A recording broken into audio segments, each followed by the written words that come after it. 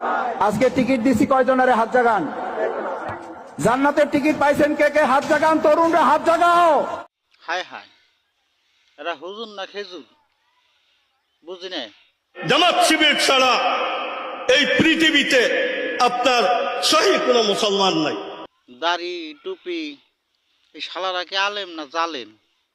কেউ যদি চরমুনায় আর জামাতকে সারা ভোট দেয় তাহলে সে কাফের হয়ে যাবে, সোজা কথা, সে কাফের হয়ে যাবে। দেখেন ভাই, এই হুজুর আবার কি বলে। শোনেন শোনেন, আল্লাহ হালাই কোরআন পড়াইছে নবীর উপরে। নবী হালাই সাহাবাগের মধ্যে বয়ান দিয়ে গেছে, লেগে আমরাও হালাই বয়ান দিয়ে যাইতেছি হালাই।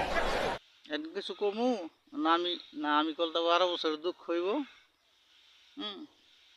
বড় সারদা করাতে হবে আগে। আমার আল্লাহ সর্বশক্তিমান বললে এর ভেতরে শিরিক ঢোকার সম্ভাবনা আছে। আপনারা বিচার করেন, যদি দোষী হয় ভিডিওটা শেয়ার করেন। একদিকে রোজা, আরেকদিকে হলো পূজা। এই রোজা এবং পূজা মিলে বাংলাদেশ। বেড়া বেয়াদবি কিন্তু বেশি হয়ে যেতেছে। বিএনপিও চাঁদা তোলে, জামাতও চাঁদা তোলে, এই দুইটির মধ্যে পার্থক্য কি? এ নিয়ে কিছু বলেন। আর চাঁদা তো আল্লাহ তোলে। নেক্সট, আল্লাহ তারা সিদ্ধান্ত নিয়েছেন জামাত ইসলামীকে ক্ষমতায় দেবেন।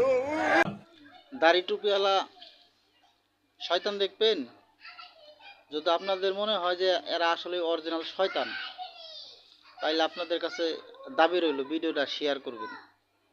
আর যদি মনে করেন ভালো মানুষ, তাহলে কিছু বলে যাবেন। প্রত্যেক ওয়ার্ডে মার্চিং করা থাকবে, দাড়ি পাল্লার আওয়াজ দিয়ে ওই ভোট কেন্দ্রের নারী পুরুষ ভোটারদের কান মোটে জ্বালাপালা করতে হবে। ঘুমাইতে যাওয়ার আগে দাড়ি পাল্লার আওয়াজ শুনে ঘুমাও।